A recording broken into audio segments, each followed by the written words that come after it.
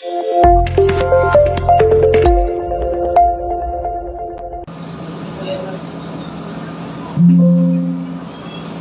the Lord! Magandang umaga sa bawat isa. Good morning. Sa ngayon ay darako tayo sa pangatlong mensahe mula dito sa ating tinatalakay.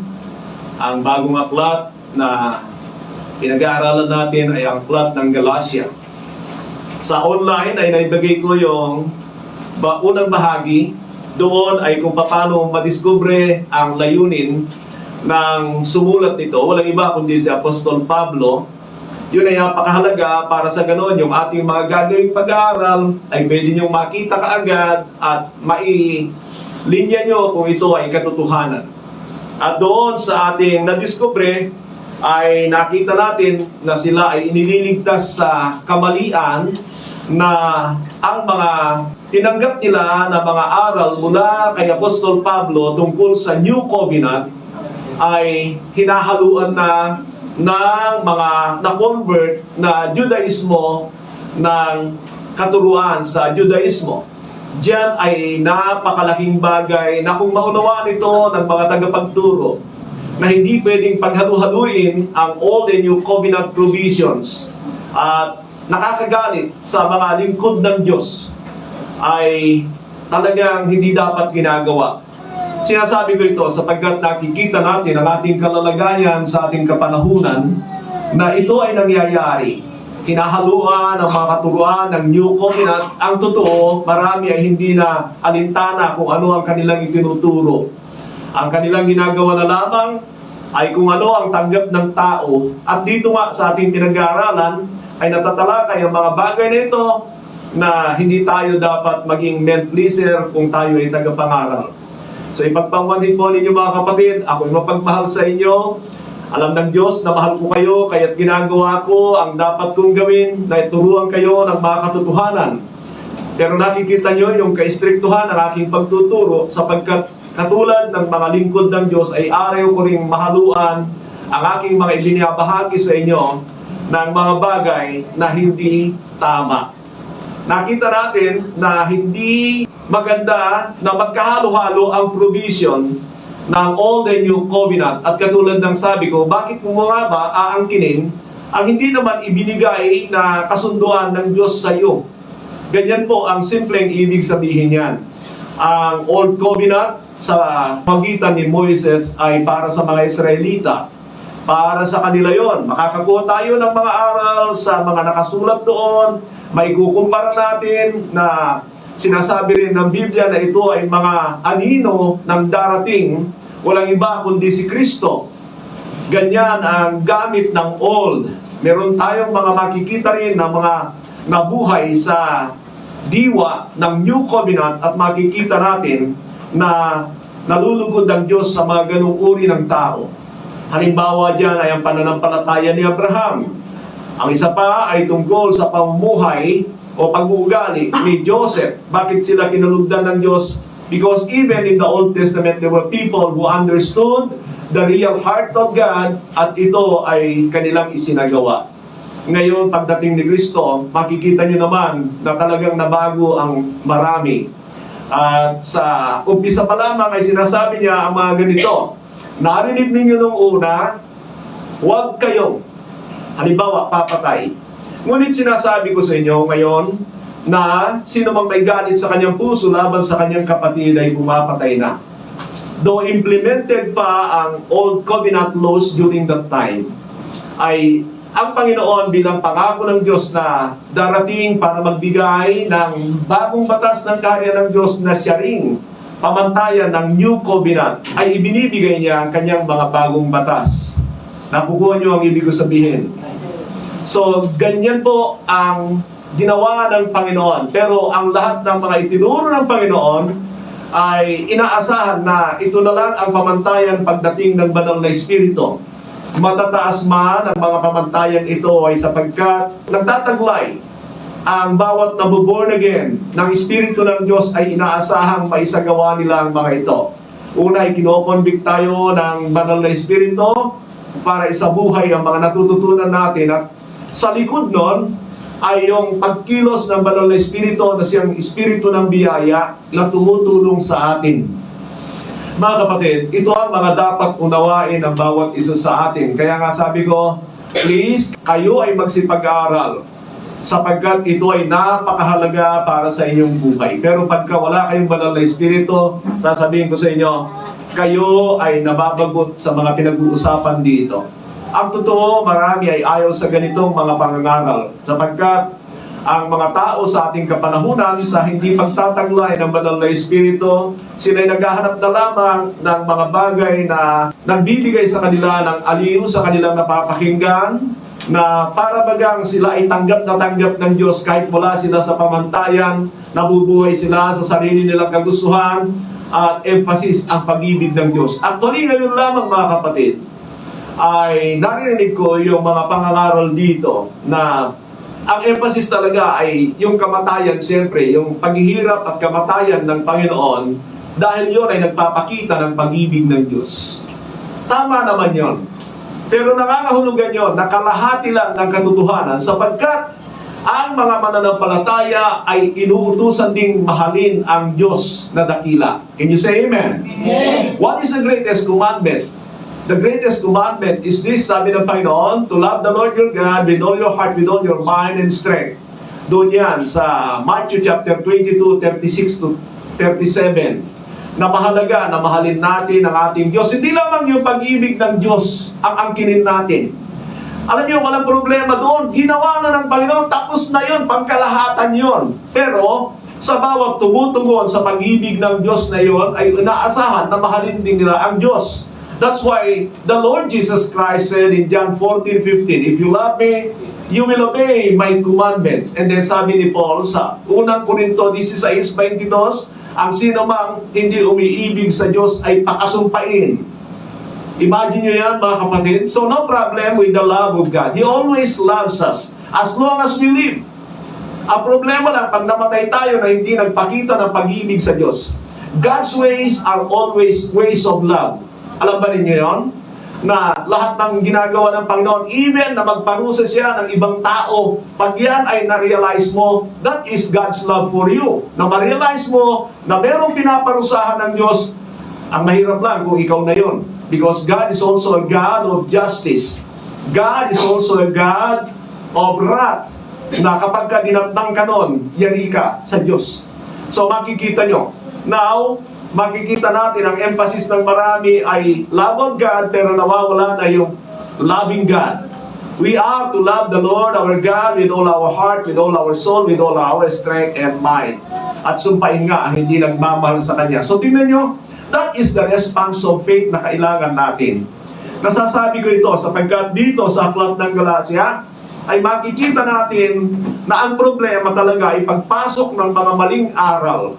At makikita nyo ang higpit ni Apostol Pablo, mga kapatid. Sana sa mga gumagamit ng mga aklat na katulad nito at katulad ng ating natapos na aklat ng Galacia, makikita nyo na napaka-istrikto talaga ng Diyos sa pamamagitan ng kanyang mga lingkod. At naniniwala ko maging ang banal na Espiritu napaka-istrikto. Bakit? Sapagkat ang kaisipan natin ay galing sa sanlibutan at tayo ay pumasok sa paghahari ng Diyos na yung kaisipan na yon ay punong-puno ng pagkamakasarili. That is our old life. That is our old self. Nakafocus tayo sa gusto natin, sa pamantayan natin, sa ating namana sa sanlibutan ito, sa makasariling pamumuhay. Ngayon ay pumasok tayo sa paghahari ng Diyos, kaya siya naging hari, ay dahil hindi tayo pwedeng maghari-harian. Kaya siya naging Panginoon ay sapagkat tayo bilang mga alipin niya ngayon. Amen? Amen. Kaya tanong ko sa inyo, kayo ba ay pinaghaharian ng Panginoon? Kayo ba ay alipin ni Kristo? Malala nyo, sabi ng Biblia, many will say to me that day, Lord, Lord, have we not prophesied in your name? Have we not cast out demons in your name?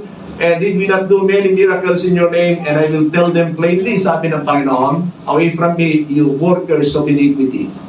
So ganito po ang nangyayari sa aklat ng Galacia. Sa mga sinulatan ni Apostol Pablo, ang problema ng mga taga-Galacia ay natanggap na nila yung mga inihahalo ng mga mga ngaral na malamang ay mga Hudyo na ipinapasok yung katuruan ng Judaismo sa Kristyanismo. So ikintal ninyo sa inyo mga kaisipan, there is a big difference between the teaching of the Church of Christ to the teaching that God people chose in the Old Testament, meaning the Israelite people. Ganyan kahalaga na maunawaan natin ang kaibahan ng Mosaic Covenant sa pamamagitan ni Moises sa Messianic Covenant sa pamamagitan ni Kristo. At lagi niyong isaisip, hindi naman tayo kinasundo ng Diyos sa pamamagitan ni Moises. Kinasundo lang tayo ng Diyos sa pamamagitan ni Kristo na siyang kinaroroonan natin sa ating kapanahunan. Mostly, mga kapatid, ang old ay para sa Israel. Tinatanggap lang ng Diyos para ipakita sa mga tao na siya ay Diyos ng sanlibutan. Ang mga hentil na sumasampalataya sa Kanya doon sa Old Testament. Yun ang ibig sabihin nun. But in the New Covenant, makita nyo ang utos ng Panginoon, go therefore and make disciples of all nations, baptizing them in the name of the Father, the Son, and the Holy Spirit, and teaching them to obey all that I have commanded you. Can you say amen? Amen. Kaya tayo ay mag-focus talaga sa purong turo ng New Covenant. Hindi natin ito hinahalu-haluan. Binibigyan ko ito ng diin sapagkat ito ang problema ng mga churches. Nakita naman natin na simula sa Acts chapter 15, nagkakaproblema na si Apostol Pablo sa mga ganyang katuruan. At hanggang doon sa aklat ng Pahayag, ay talagang pinapasok sila ng mga tinatawag na Judaizers. Ano itong mga Judaizers? Ihinahalo nila yung katuruan na ibinigay ng Diyos sa mga Israelita sa Old Covenant dito sa New Covenant. At yan ay hindi pwede. Sabihin mo sa katabi mo, hindi pwede.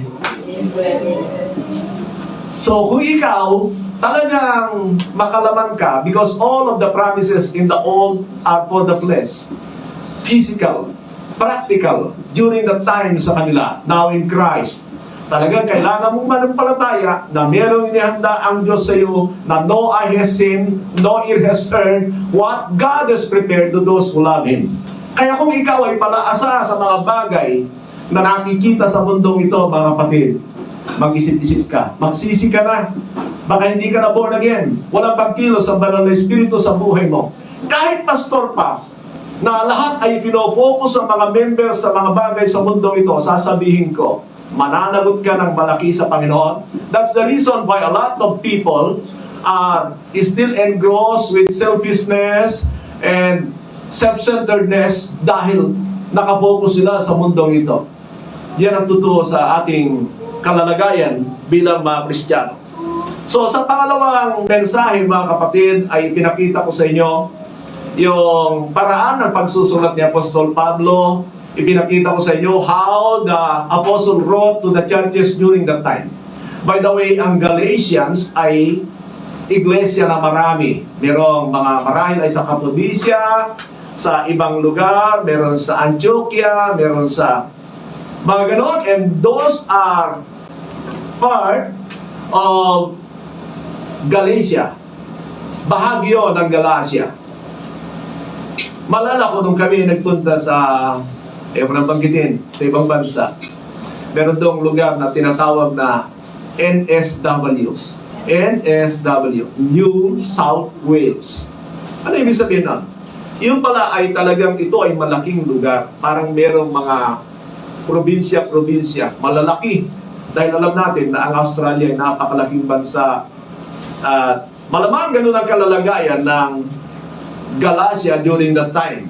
Pero yung literal na nandun sila sa Galatia ay walang sinasabi na nasa siyudad sila ng Galatia, but of course they are part of the Galatian church. Kaya marami po yun.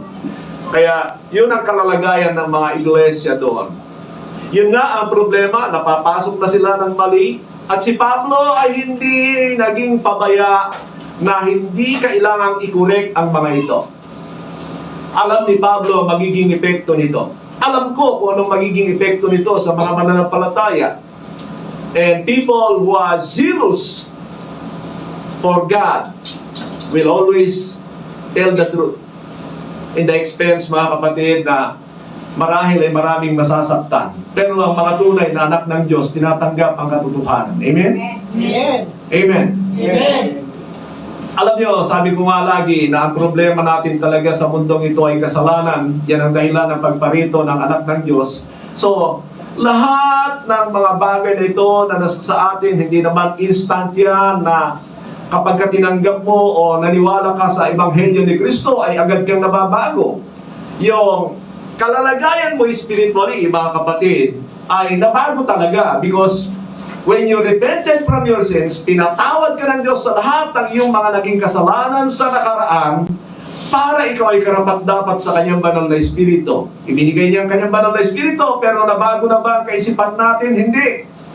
That's why we need to be disciple. Pag hindi ka na-disciple, problema mong malaki yan sapagkat walang nakapag-disciple sa kanyang sarili sa mundong ito. Go and make disciples. Disciples are being made. Ginagawa sila ng ibang tao. Di niya sinabing, disciple yourself. The reason why Christ modeled how to disciple people, dahil alam niya na hindi mo pwedeng gawin ito sa iyong sarili. Yeah, you can have a part of it, maging willing ka, pero kailangan mo ng mga tao na magtuturo sa iyo. Pero, hindi lang nakadepende doon, kailangang masikap ka sa iyong sarili. At mamaya makikita natin malamang ito sa buhay ni Apostol Pablo. Amen? So naway naunawaan nyo kung bakit tayo, mga kapatid, alam nyo, marami ay tumubo na bakit puro daw doktrina.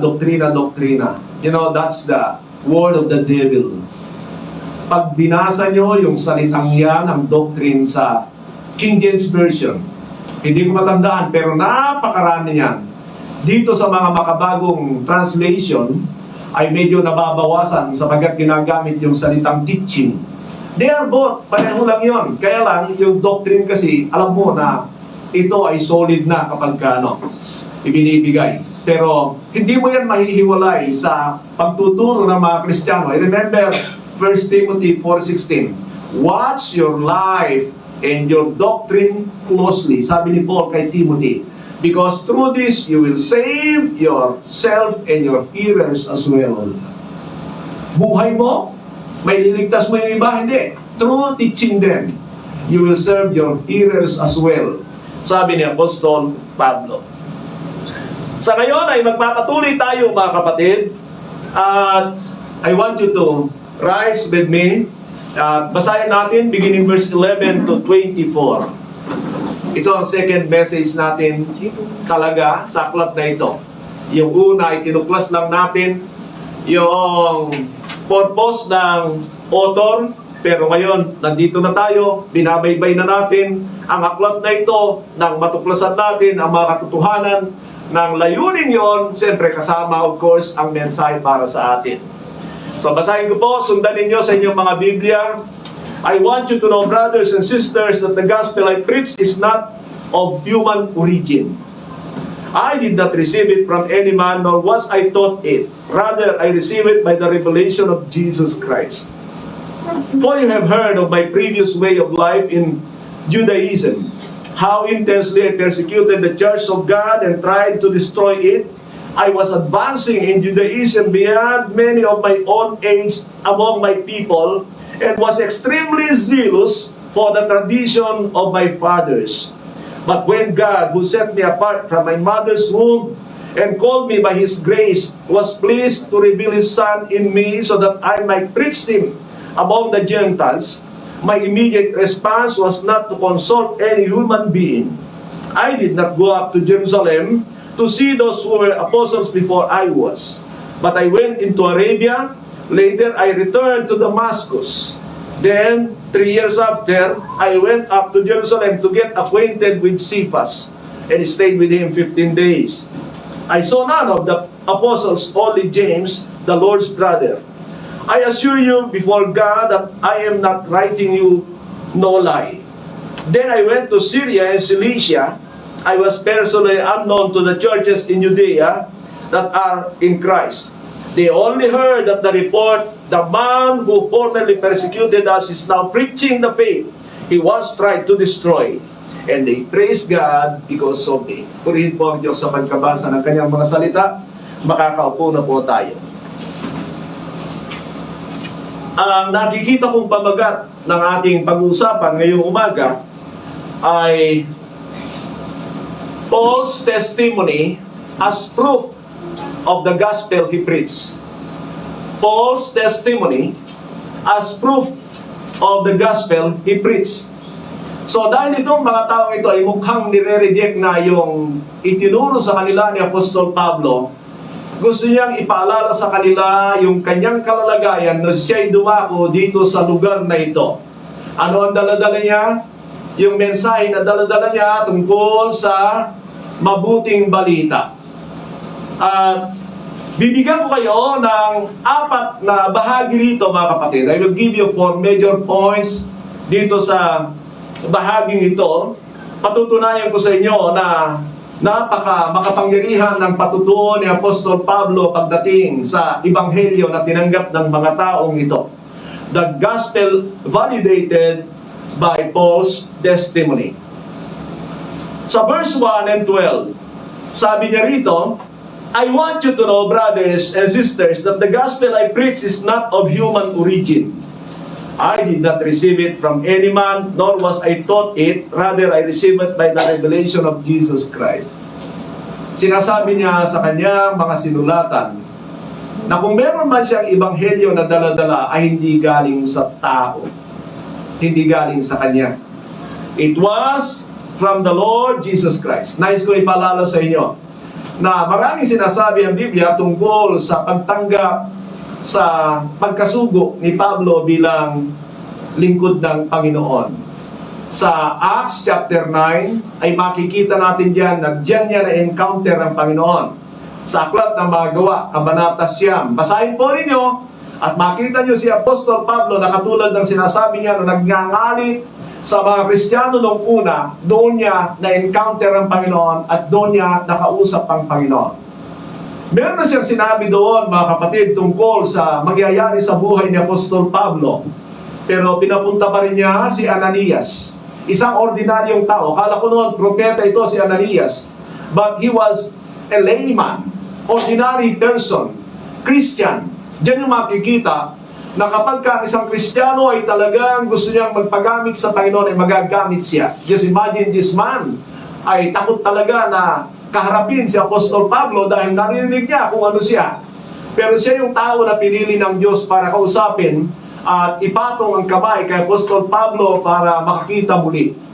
Now, mga kapatid, I want you to be encouraged na kahit gaano ka kasimple, pag ang buhay mo ay submitted talaga sa Panginoon, kakasangkapanin ka ng Diyos sa Kanyang ubasan.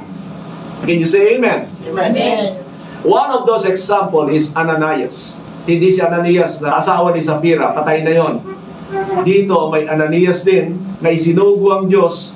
Simple lang siya, walang sinasabi ang Biblia tungkol sa kanya, hindi siya tinatawag na propeta, pero makikita nyo na siya ay kinasangkapan ng Diyos. Why do we need titles to become servant of God? Hindi yan ang pamantayan ng Diyos. Pangalawa na nais ko mapansin ninyo, mga kapatid, na sinasabi ni Apostol Pablo, hindi ko ito tinanggap mula sa tao. Napansin niyo ba yan? I did not receive this from any man, nor was I taught it. Rather, I received it by revelation from Jesus Christ. Dito niya makikita na nung muling nabuhay ang Panginoon at umakyat sa langit, He no longer was considered a human. Hindi na siya tinatawag na tao. Kung noon ang panahon nung nabubuhay ang Panginoon, ang tawag niya sa kanyang sarili ay anak ng tao. Ngayon ang tawag ni Apostol Pablo sa resurrected and ascended Christ is not a human. Malala ko yung isang kaibigan na sabi niya, inipilit daw sa kanya, nung mga nagsasabing si Kristo ay tao lang, na si Kristo ay tao nga. And so sabi niya, gaano karaming bigas ang ginaon ni Kristo nung siya umakyat sa langit? Nagalit daw. Kung nga naman, kung tao lang siya, di sana ay nagbaon siya ng maraming bigas. Pero hindi. Iba itong Jesus na ito. Kaya nga sabi ko lagi na hindi ko sinasabing si Kristo ay tao lang. Sinasabi ko na nung siya ay bago magkatawang tao, siya ay Diyos kasama ng Ama sa paglalang sa lahat ng bagay. Subalit nung siya nagkatawang tao, ay kailangan niya talagang magkatawang tao, buong tao, sapagkat kailangan niyang mamatay para sa ating mga kasalanan. Ang Jesus ng marami ngayon, kundi, siya ay Diyos, siya ay Diyos, siya ay Diyos! Kahit namatay! Antikristo yan. O kaya, doon naman sa iba, lalo na yung mga nagsasabing Kristiyano na para bagang ipinagtatanggol ang pagka-Diyos ng Panginoon. Siya ay Diyos, siya ay Diyos, siya ay Diyos! Kahit tao. So, ibig ba sabihin, ina-anoint ang Diyos, sabi ko lagi sa kanila. Ibig ba sabihin, si Kristo ay nagpatay-patayan lang nung namatay? Kasi hindi mo pwedeng patayin ang Diyos. Hindi na nila masagot yan. So, ang tama talaga na katuruan tungkol kay Kristo, bago siya magkatawang tao, siya ay Diyos na kasama ng Ama, kailangan niyang gawin yung kanyang mission, magkatawang tao siya, hubarin niya ang kanyang pagka-Diyos. Buong tao siya, kailangan niya ng banal na Espiritu, tulong sa kanya, hanggang sa siya ay mamatay. Pero nung siya ay muling nabuhay, anong tingin ni Pablo sa kanya? Hindi ko ito tinanggap sa tao. Hindi, tao lang yun! Sabi nyo, di ba? Hindi nga eh. Pinuhin mo ba naman? Ang boses galing sa langit, narinig ko rito sa lupa, sasabihin mo tao. Amen ba kayo? Amen. So yan ang tama. Marami kasi parang mga kaibigan ni Job.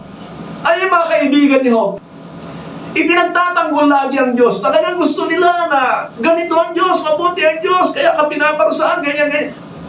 Alam niyo, sabi ng Panginoon doon sa mga tatanggol sa Kanya, mga sinungaling kayo. Gusto ng Diyos yung katotohanan lang ang sabihin mo tungkol sa Kanya. Kung anong nakasulat, mga kapatid, lalo sa atin, yun ang pinaninindigan natin. Amen. Alam niyo, kung hindi rin ako nag-research, hindi rin ako nag-aaral, hindi ko rin mararating ito. Ang dami kong natutunan na hindi ko narinig sa mga nagturo sa akin. Hindi ko nababasa nga sa libro. Dahil hindi naman ako palabasa na masyado ng libro. Sa Biblia ko talaga natuklasan itong mga bagay nito. And I think, sa ating kapanahunan, hindi na natin kailangan maghintay ng pakikinig sa magsasalita sa atin mula sa langit. Ang mahalaga na lang ngayon ay pag-aralan natin ang salita ng Diyos. Nandiyan na sila. At ang banal na Espiritu ay aktibo pa rin yan sa pagtuturo sa atin. Can you say amen? Amen. Na kung tayo lang ay mag-aral ng seryoso sa salita ng Diyos, hindi maramot ang banal na Espiritu. Amen.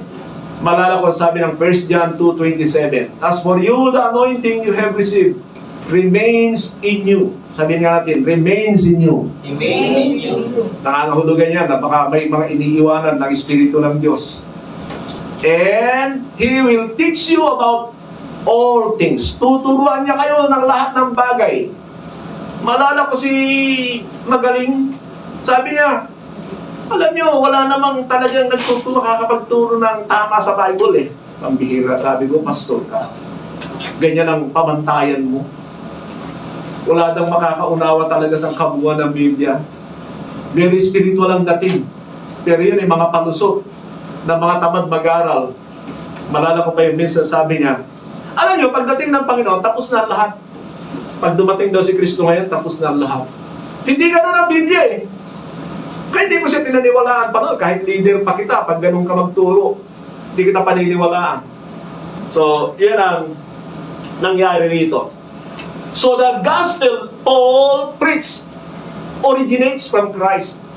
Merong salita na ibinigay ang Panginoon sa Kanya. Hindi ko alam kung may mga nakatala.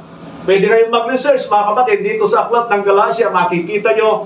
But there are places sa Biblia na sinasabi ni Apostol Pablo na galing sa Panginoon ang salitang napakinggan niya. A lot of times na nakipag-usap pa rin ang Panginoon kay Pablo. I think sa chapter 22, basahin nyo yung aklat ng Gawa, kabanata 22, makita nyo yung patutuo ni Pablo na siya ay inuulit yung mga ginawa ng Diyos. Merong mga karagdagang detalye doon kung paano sinabihan si Pablo ng kanyang gagawin. But, of course, maniwala ba kayo na si Apostol Pablo ay merong ebanghelyo na hindi galing sa tao at ito'y galing sa Panginoon? Para hindi nyo nakuha. Maniniwala ba kayo sa sinabi ni Pablo na hindi galing sa tao ang kanyang ebanghelyo? Amen. Alam niyo, sa totoo lang, sakalang siya nagpunta sa mga apostol, kalaunan eh. Hindi siya muna nagkonsulta sa mga apostol. Pero kailangan niya rin i-check ito later on. Mamaya mababasa natin yon. Pero ipinapakita ko sa inyo, mga kapatid, na it is good na makapakinig tayo sa Diyos. Pero, alam niyo, kung tayo ay maghihintay sa Diyos ngayon ng pangungusap, pumunta na lang kayo sa Biblia. Because the Bible is now complete. All the New Testament. Kompleto na yan. Amen. Niloob na ng Diyos sa ating kapanahunan. So kung meron ka mang narinig na sasabihin mo ngayon, tinawag ka ng Diyos na apostol, naku, magduda na kayo. Wala sa Biblia. Yung mga anak ko galing sa malayong silangan, siya yung tinawag ng Diyos na ganito, ganyan. Yung mga ganon. Katulad din ng Kibuloy, ewan ko ba sa mga tao, no? Kasi hindi sila palabasan ng Biblia, hindi sila naniniwala sa Biblia. At kung ano lang sasabihin ng mga tao, magsalita ka sa akin. Ang dami ngayon, magpo-prophesy. I will prophesy for you, brother. Makinig kayo rito. Nauso yan. Yung ipapatong sa iyo ng kamay ng mga propetang ito. And then sasabihin nila, I will prophesy for you. Puro blessing yon na material ang sasabihin sa iyo. Para hindi ka ma-open. Pero, itong mga propetang ito, alam nila na may wallet ka, pero hindi nila alam kung ano laman ang puso mo. Kahit nakikita nila, mali ang buhay mo, hindi sasabihin sa iyo. Ganyan ang nangyayari sa mundong ito, mga kapatid. Kaya, pag ako, I want to prophesy to you, come on, prophesy to me and I will tell you whether you are a false prophet or not. Nagsalita ka na lang sa akin, nagsalita ng Diyos. And then tatanggapin ko yan as long na tama ang paggagamit. Yun ang para sa akin. Punta tayo sa next point natin, sa 13 and 14. 13 and 14. By the way, yung 11 and 12 natin, the divine source of Paul's gospel. The divine source of Paul's gospel. Ang 13 and 14 natin is Paul's zealousness for Judaism. Paul's zealousness for Judaism. Kasi ito ipatutuo ni Pablo. Kaya kailangan niya sabihin dito sa mga taong ito na kung sila man ay mga Judaismo, yung mga nagbahagi sa kanila ng mga tinanggap nilang turo, pakinggan ninyo kung ano ako sa Judaismo. Yan ang sinasabi ni Pablo rito. Listen to me, and I will tell you what kind of a Judaism I am. Yan ang sinasabi ni Pablo rito. Kaya, sabi niya, for you have heard of my previous way of life in Judaism, how intensely I persecuted the church of God and tried to destroy it. I was advancing in Judaism beyond many of my own age among my people and was extremely zealous for the traditions of my father. Alam niyo, pag alam niyo si Pablo, ito ay estudyante ni Gamaliel, one of the renowned teacher sa Judaism. At makikita nyo dyan na I think si Gamaliel, pinapasify yung mga tao para huwag gawin yung mga ginagawa ni Pablo na na naghahabol ng mga Kristiyano. Pero si Pablo hindi mo mapigilan. He went and ran after the Christians. Pero mga kapatid, para makita nyo kung gaano katindi si Apostol Pablo sa kanyang reliyon na Judaismo, basahin ko sa inyo mula Acts chapter 7, 54 to 58. Acts 7, 54 to 58, ganito ang sabi. Then the members of the Sanhedrin heard this. They were furious and gnashed their teeth at him. But Stephen, full of the Holy Spirit, looked up to heaven and saw the glory of God. And Jesus is standing at the right hand of God. Look, he said, I see heaven open and the Son of Man standing at the right hand of God. At this, they covered their ears and yelling at the top of their voices, they all rushed at him, dragged him out of the city, and began to stone him. Meanwhile, the witness laid their coats at the feet of a young man named Saul. Diyan yung unang makikita ang pangalan ni Pablo. His name is Saul. Hindi ko alam kung yan ay sa Hebrew at yung Paul ay sa Greek. Pero merong ibig sabihin yan na sinasabi ng narinig ko na it is because yung Paul is small, maliit. But anyway, ang goal ko rito mga kapatid sa inyo, ipakita kung sino si Pablo. Bata pa siya, mukhang nakapasok na siya bilang pariseo. Kung hindi ako nagkakamali, as a priest in the old ay kailangan bago ka magkaroon ng mga posisyon ay 50, ganyan ang edad mo. There was a certain law like that. Pero dito, mukhang bata pa si Saul, nakapasok na sa mataas na posisyon because of his zealousness. Yun pala, yung pagpapapatay kay Esteban, siya ang namuna. Siya yung nagpabato. Okay, parang ganito. Si Saulo nandirito at iniutos niya, patuhin niyo. So lahat ng mga may dala-dala, ilagay ko dito ha, sir. Inilagay yung mga damit dito para hindi hadlang sa pagbato kay Esteban. Siya yung nagbantay sa mga damit na yan. Meaning, he led the murder of Stephen. Yun ang papel niya doon. Tingnan niyo kung gaano katindi ito. Murderer ito pagdating sa kanilang relihiyon. Alam niyo ba na itong mga Judaismo na ito, talagang meron silang karapatang patuhin ang mga sumasampa sa Diyos-Diyos ang magkaroon ng ibang Diyos. It's a law in the Old Testament. At si Pablo hindi nagpapabaya dito sa magbagong relihiyon na ito, and that is Christianity during the time na talagang papatay siya sa mga bagong nagpapakalat ng relihiyon. Now, punta tayo dito sa 8:1-3. Ito, bahagi pa ito ng chapter 7, yung huli, na sabi, and Saul approved of their killing him. Meaning, yung pagpatay kay Esteban ay approval ni Paul. He led the murder of Stephen. Sabi niya rito sa susunod, dito lang umpisa yung verse 1 sa inyong mga Biblia.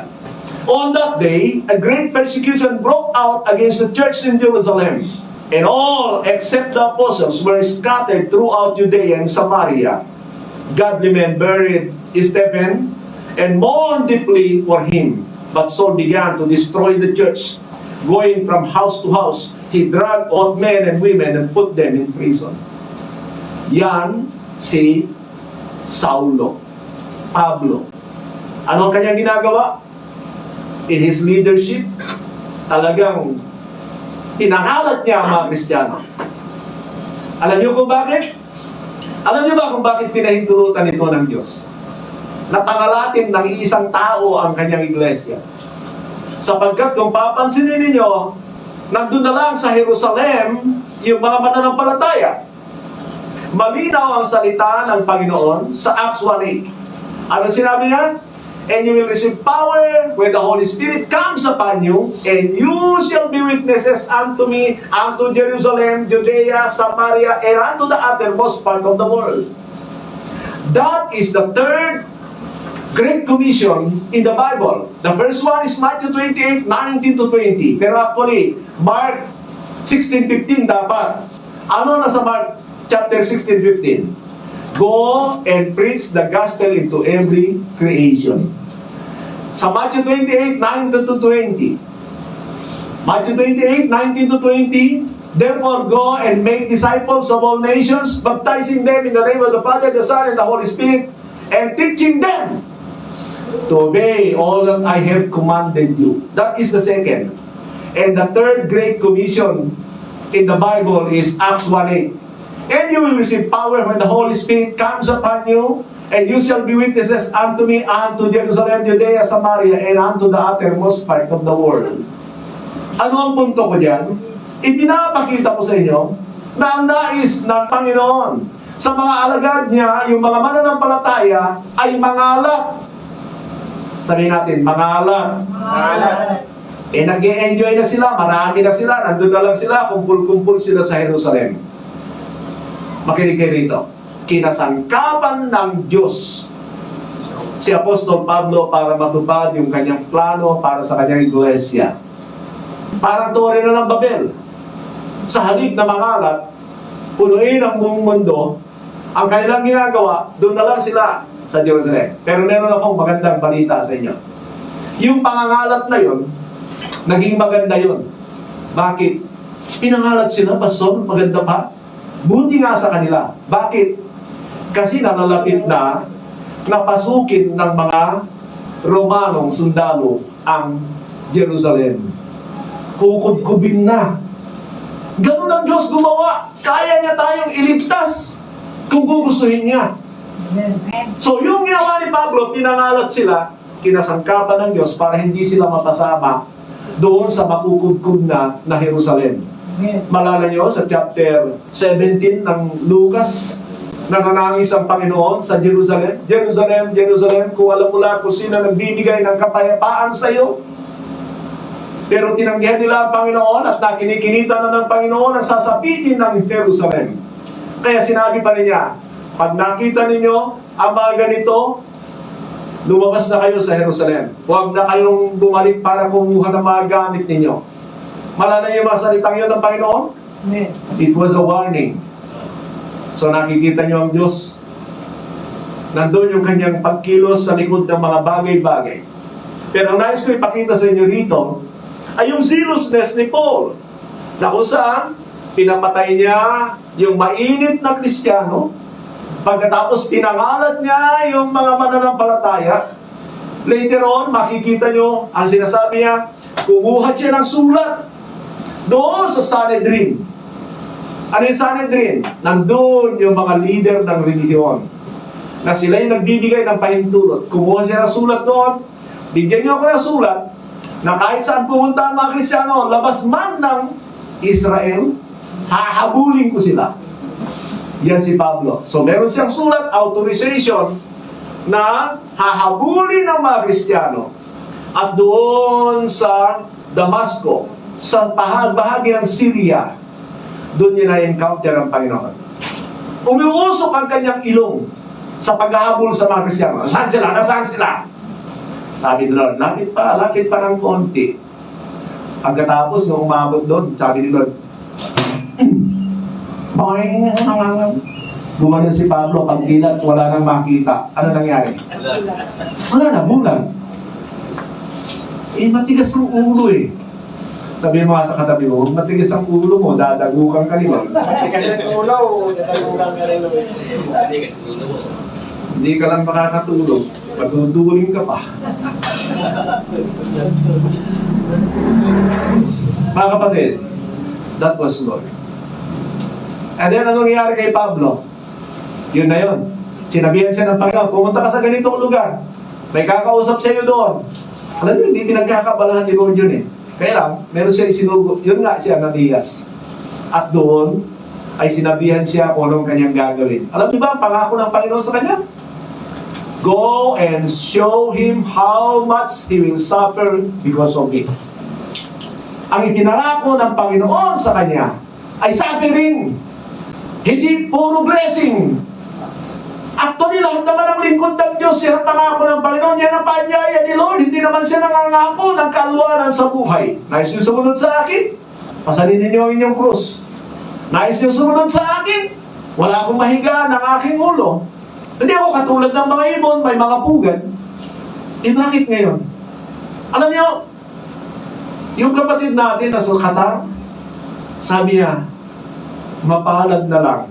At narinig ko itong mga ganito. Kundi aasa sila, ay, liligtas tayo ng Panginoon dito. Boom, boom, boom. Nandiyan na yung mga bomba. Aasa pa rin sila. Pagkatapos, pag may nangyari, Lord, bakit naman na po? Ganun ang mga Kristiyano, kaya ang lilembot. Bakit? Kasalanan ng mga tagapagturo eh. Kung ano-ano mga ipinapangako sa mga tagasunod ni Kristo na hindi naman ipinapangako sa New Covenant. Hindi na yung mga katuruan. Mahalaga ba yan? Matutuwa ba ang Panginoon sa mga taong nangangako na hindi naman niya sinabi? Kaya nga pananagutin ng Panginoon yung mga tagapagturo. Can you say amen? Amen. Natutuwa sila. Alam nila na ito'y mangyayari. Wala na kayo sinabi ko sa kanila. Huwag kayo umasa na darating ang Panginoon, magkakaroon ng malaking digmaan. At ang mamamatay ayon sa salita ng Diyos na nakikita ko ay 1/4 ng sangkatauhan. Kung meron tayong 8 billion, nasa 2 billion ang mamamatay. Saka lang kayo aasa na babalik ang Panginoon. Dahil hindi na kamatayan. Ang kamatayan sa mga Kristiyano, pagtulog na lang ito. Pagpapahinga. Parang na nag-amen na. Amen. Gusto niya mabuhay na nagdurusa sa mundo ito? So, grabe yung zealousness niya. Mga kapatid, ang problema ngayon, nandiyan pa rin sila eh. Zealous sila sa Judaism. Ang tawag ni Lord sa kanya, tumingin kayo sa akin. Alam niyo ang tawag ng Panginoon doon sa mga hentil? Sabihin ko nga, mga Pilipino na nagtuturo, hinahalo-halo yung pamantayan ng Old Covenant sa New Covenant. Anong tawag ni Lord? Sinagoga ni Satanas. Bakit? Ang tawag ni Lord, sinagoga ni Satanas. Mga sinungaling nga yun eh. Yung gagamitin mo, yung mga, naku po, pag napanood niyo yung bishop sa binasa ba naman yung Deuteronomy, binasa niya isa-isa yung mga blessing. Pag binasa niyo yun, tuwang-tuwa ka talaga. Pero hindi niya binasa yung mga sumpa na sasapitin at sinapit ng mga Israelita.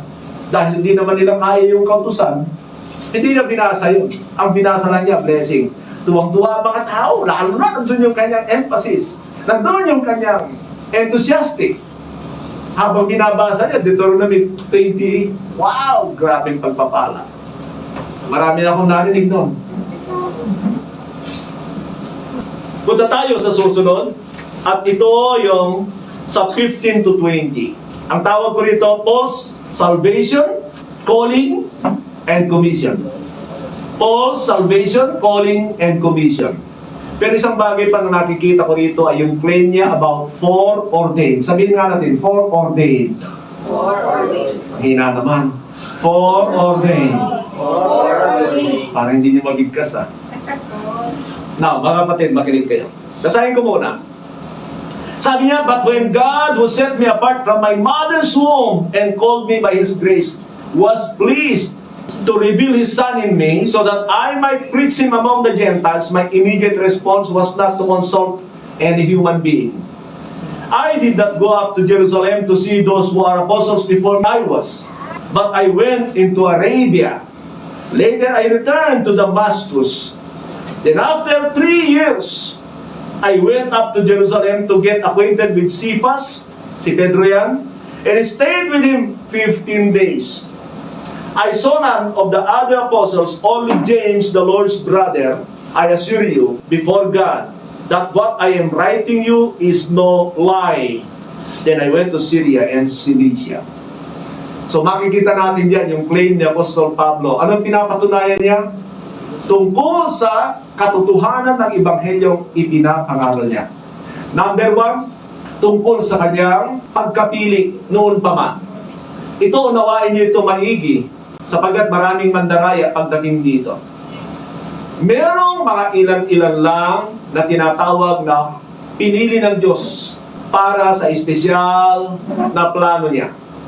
Kasi ang Diyos tapos na lahat sa kanya. And there are some few people na pinili ang Diyos. Mamaya, mababasa natin sa aklat ng Ephesus na sinabi doon, He chose you before the foundation of the world. Pero anong ibig sabihin nun? Meron pong mga tinatawag na personal foreordained for God's work. Sino ito mga ito? Si Maria. Bakit ba so? Doon pa lang sa pagkakasala ng tao, sabi niya sa ahas, ang babae manganganak ng isang lalaki at dudurugin niya ang iyong ulo. Sino yun? That was Mary. And He also foreordained Christ. Sapagkat yung tinatawag na dudurog o sinasabing dudurog sa ulo ng ahas ay walang iba kundi si Kristo. So yan ang mga tinatawag na foreordained. Meron silang trabaho. Sino pa? Ang alam niyo, pinili ng Diyos mula sa sinapupunan. Si Jeremias, Jeremiah 1:5. Sino pa? Si Jacob. Pastor, bakit si Abraham? Wala akong makita eh. Pero si Jacob, marami sinasabi tungkol sa kanya, sa plano ng Diyos. Halimbawa, nung sabihin ng Panginoon, I will make you into a great nation. Actually, yun ay magpapasimula kay Jacob. Pero meron din sinabi ang Hosea 12, 3 and 4, tungkol kay Hamob, na sa sinapupunan pa lang ng ina, pinili na na. Ang Panginoon malinaw, sapagkat more than 300 prophecies in the Old Testament. Meron pa na ihinula, pinili, bago pa lumabas sa mundong ito. Alam niyo kung sino? Si Judas Iscariote. He was chosen to betray the Lord. Ang daming hula dyan sa aklat ng Old Testament, sa Psalm, sa Jeremiah, sa Zechariah, na nagsasabi at ang tinutukoy niya ay walang iba kundi si Judas. Tanong, lahat ba ng foreordained? Ano yung foreordained, Pastor? Pinili bago pa lumabas sa mundong ito ay maliligtas? Chosen? Hindi lahat ng pagpili ng Diyos ay nangangahulugan na hindi ka na mapapariwara. Pwede ka pa rin mapahamak. Kaya tignan nyo ang mga pinili ng Diyos. Halimbawa, pati ang Panginoon bakit siya naging mapagpakumbaba? Bakit siya umiiyak, gumigibik sa Ama araw-araw? Yan ay pagpapakita ng pagpapakumbaba dahil ayaw niya magkasala. Anong ginawa ng Panginoon kay Jacob para siya maging mapagpakumbaba? Pinagpala ba ng todo-todo? Wala nang pagpapala sa buhay niya Di ba? Nandun siya sa ibang bansa, doon siya namatay sa Ehipto. Naalala niyo yung mga kwento ito? Ano ang pinupunto ko, mga kapatid? Ang foreordained, makinig kayo, meron lang mga pinili ang Diyos para sa kanyang special purpose. Pero, merong sinabi ang Biblia, He chose us in Him before the foundation of the world. Sino yon? Mga mananampalataya yon. Pangkalahatan yon. Tumingin kayo dito, pangkalahatan yon. Pero unang-una sa mga taga-Ephesus. Dahil ba sa sila'y pinili ng Diyos, bago pa magpasimula ang sanlibutan, ligtas na ba sila? No. Di pumunta kayo sa Revelation chapter 2 verse 1 to 7, makita niyo yung iglesia doon, na sinabihan sila, binantaan sila ni Lord, pag hindi sila magsisi, mapapahamak sila. So, ang foreordained, mga kapatid, merong mga iilan, pero hindi nangangahulugan na ligtas ka na. Si Apostol Pablo, ayan ay pinili niya. Sa sinapupunan pa, wala pa, meron ng hula tungkol sa kanya. Saan yan, Pastor? Sa Isaiah 49:6. Isaiah 49:6. Tingnan natin. Ganito sabi, dalawa ito mga kapatid. Pag kayo ay pumunta sa Isaiah 42:6, tingnan nyo, ang tinutukoy doon ay ang Panginoon. Pero pagdating sa Isaiah 49:6, dito ang tinutukoy ay si Pablo. Ganito sabi niya, He says, Is it too small a thing for you to be my servant to restore the tribes of Jacob and bring back those Israel I have kept? Parang apostle to the Gentile, ngayon ay sa Israel. Mga kapatid, hindi lang nag-focus si Apostol Pablo sa mga Hentil. Every time na siya mag-mission, pinupuntahan niya ang mga Hudyo. Pero tingnan niyo itong kalahati. I will also make you a light for the Gentiles, that you may bring my salvation to the ends of the earth. Malinaw yan si Pablo, dahil ang Panginoon hindi lumabas sa Israel. Pero patibayin na itong anointed ng Diyos na ito, sa Acts chapter 13 verse 47, Acts 13:47, ganito ang sabi ni Pablo, For this is what the Lord has commanded us. I have made you a light for the Gentiles, that you may bring salvation to the ends of the earth. Kita nyo? Eksaktong salita ng Diyos sa Old Testament, kiniklaim ni Pablo ngayon dito sa kanyang patutuo. So he was foreordained. Pero nagmalaki ba si Pablo? Sinasabi nga niya para hindi ko mawala ang aking gantimpala. I press on towards the goal. Bakit ngayon, ang mga doktrina ngayon, pag ikaw ay pinili ni Lord, nakarinig ka kayo ng ganito ang mga pupunta sa inyo? Pag alam nilang Kristiyano ka, ang tanong ka agad ay ganito, nawawala ba ang kaligtasan? Yun ka agad ang tanong. Sino nakaranas sa inyo noon? Ang tanong ka agad ng lumalapit sa inyo, pag nalamang Kristiyano ka, Nawawala ba ang kaligtasan? Yun kagad. Tingnan nyo, lahat ng mga pinili ng Diyos hindi nagmataas. Itong mga nag-aakalang pinili ng Diyos ngayon, ang yayabang. Napaka-pride. Marami akong kilala niyan. Itong mga once saved, always saved. Bakit? Kasi sila daw ay pinili ng Diyos sa walang hanggan. At nangangahulugan, hindi na sila mawawala. Mga kalukuhan na mga hindi nag-aaral ng Biblia ng kabuuan. Mga kapatid, pili-pili lang. Mga choosy kayo, kawawa kayo pagdating ng araw. Kawawa itong mga ito. Kawawa yung kanilang mga tinuturuan. Nakakalungkot. Maganda yun kasi ang problema ng mga ito, mga kapatid, tingnan nyo ha. Pag member nila, once saved, always saved yun, kahit anong gawin nun. Pag hindi nila member, hindi lang kasama sa church, hindi yan maliligtas. Pero kung titignan ninyo yung ginagamit nilang talata na pinili tayo ng Diyos, para ano? Para maging anak niya, katulad ni Kristo ang goal. Amen. Para maisigurado mo na ikaw ay talagang maliligtas. Live like Jesus. Basahin nyo ang 1 John, yan ang kabuuan ng 1 John. Na nandun yung assurance ng salvation sa chapter 5, 9 to 13. Ipinakita niya muna kung ano ang pamumuhay na may kasiguraduhan ng buhay na walang hanggan. Can you say amen? Amen. Nais ko sabihin sa inyo ito, lalabag sa prinsipyo ng Diyos, yung sinasabi nila na foreordained. Sa paanong paraan? 1 Timothy chapter 2 is, God wants all men to be saved. Nais ng Diyos na maligtas ang lahat. 2 Peter 3:9 is that none should perish. Ayaw ng Diyos na may mapahamak. Now, punta tayo dito sa susunod, sa 24 to 25. Sabi niya, I was personally unknown to the churches of Judea that are in Christ. They only heard of the report. The man who formerly persecuted us is now preaching the faith he once tried to destroy. And they praise God because of me. Ang pamagat ko dito sa bahagi ito is Paul's transformation as a proof of the gospel. Sabihin nga natin, ng sabay-sabay. Paul's transformation as a proof of the gospel. Ulitin natin. Paul's transformation as a proof to the gospel. True gospel mga kapatid. Mga kapatid, ang tunay na ebanghelyo may kapangyarihan. Can you say amen? Amen. For I am not ashamed of the gospel of Christ, for it is the power of God unto salvation. Salvation means God will save you from your past sins. Forgive you. Yun ang ibig sabihin ng kaligtasan, kalimitan sa Biblia. Hindi lahat.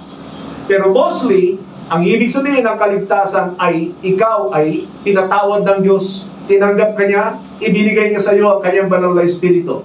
That is the true salvation of the Bible. Now, meron niyang kapangyarihan para magbago ng buhay. So mula doon sa buhay ni Pablo na mamamatay ka o blasphemer, ang daming bagay na kakaiba kay Pablo. Talagang iba siya na Judaismo. Papatay, blasphemer, sabi niya, siya na umaamin nun. Nung siya born again, umaamin na siya. I was a blasphemer. Now, pag ang ebanghelyo na napapakinggan o napakinggan ninyo, hindi kayo nabago, hindi kayo nagbabago, mga kapatid, maging aware kayo.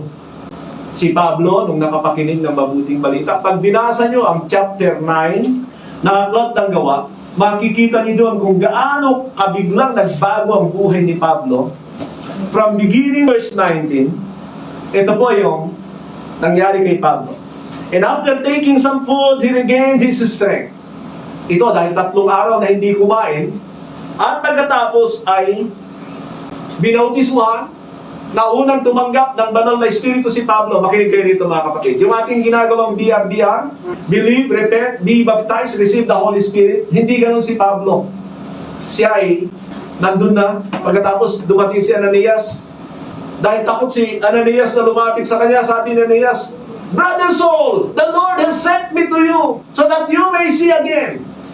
At kung itinataw ang kamay, naniniwala ko dumating na yung banal na Espiritu doon, sapagkat siya muling nakakita na. Pagkatapos noon, saka siya binautismuhan. Kaya nga pagdating sa kanya, sa 1 Corinthians chapter 15, sabi niya, I am abnormally born. Spiritually, abnormal ang kanyang born again experience. Nauna ang Holy Spirit kaysa sa bautismo. Ang regular, bautismo muna, repent and be baptized so that you may receive the gift of the Holy Spirit, sabi ni Peter. Now, yan ang kapanganakan ni Pablo. Pero tingnan niyo rito sa chapter 9, pagkatapos na siya'y kumain, sabi niya, so he spent several days with the disciples in Damascus, at once he began to preach in the synagogue. Anong ginawa niya? Nagpunta sa sinagoga, nangaral. Ano ang sinagoga? Tipunan ng mga Hudyo. Tipunan ng mga Hudyo, nangaral si Pablo. Walang katakot-takot. Anong mensahe niya? Jesus is the Christ. Tingnan niyo ito, mga kapatid. Hindi ko alam kung na-born again talaga tayo. Pero ako, nung ako'y nakabalik sa Panginoon, wala akong makitang kasama. Naglalakad ako mag-isa, nagbabahi-bahi ako. Ang punto ko dyan, pag na-born again ka talaga, may ebidensya. Tanungin mo yung katabi mo, may evidence ka ba? Evidence, mga kapatid. Hindi yung sinasabi natin. Kasi pwede tayo nagkukunwari, liyari tayo dyan, pero si Pablo, nagbago pati mensahe niya. Tuloy niyo? Ito yung dating pinagwatak-watak tayo ngayon, born again na. Kaya kung walang kapangyarihan ng ebanghelyong napapakinggan mo, hindi ka talagang mababago. Religyoso pa lang. Religyoso. Katulad ng mga Judaismo, man-pleaser. Ito naman ang isa sa mga tinatalakay ni Pablo sa kanila. Alam niyo kung man-pleaser ako, malamang tuwang-tuwa kayo sa mga sinabi ko. Pero hindi. Ang gusto kong malugod sa akin ay ang Diyos. I-check natin, mga kapatid, ang ating mabuting balita. Ano ang mabuting balita? Ang mabuting balita, si Kristo ay namatay, inilibing at muling nabuhay. Sabi ni Pablo sa 2 Timothy 2:8, remember Jesus Christ, raised from the dead, descended from David, this is my gospel. Kanina ay nabanggit ko sa inyo bago ko magpasimula na ngayon tuwang-tuwa ang maraming tao sa pag-alala sa kamatayan ng Panginoon because it is the love of God. But the true gospel will teach you to love the Lord your God with all your heart, with all your mind, with all your strength, because that is the true gospel. The true gospel will say to you, cursed are those who do not love the Lord. The true gospel will say to you, if you love the Lord, you must have to obey His commandments. Pag wala ka yan, hindi tunay na ebanghelyo ang napapakinggan mo at narinig mo at ginagawa mo. Kasalanan mo na kung hindi mo ginagawa, pero sigurado ko, sabi ni Pablo, sumpain ang sino mang hindi nagmamahal sa Panginoon. 1 Corinthians 16:22. So let's love the Lord. Tapos na yung pag-ibig niya sa atin. Hindi na mababago yun. Pero delikado yun pagka hindi natin minahal ang Panginoon. Hindi natin pinapahalagahan ang kanyang ginawa. Let's bow our heads and close our eyes. Salamat sa tulong mo, Ama. Patuloy kami baguhin. Samahan niyo kami lagi. Pangunahan niyo kami sa aming buhay. O Diyos, sa aming mga pagkukulang, kami patuloy niyo pa rin kaming abutin. Tulungan. Salamat po sa pangalan ng Panginoon Jesus. Amen. Amen. Amen.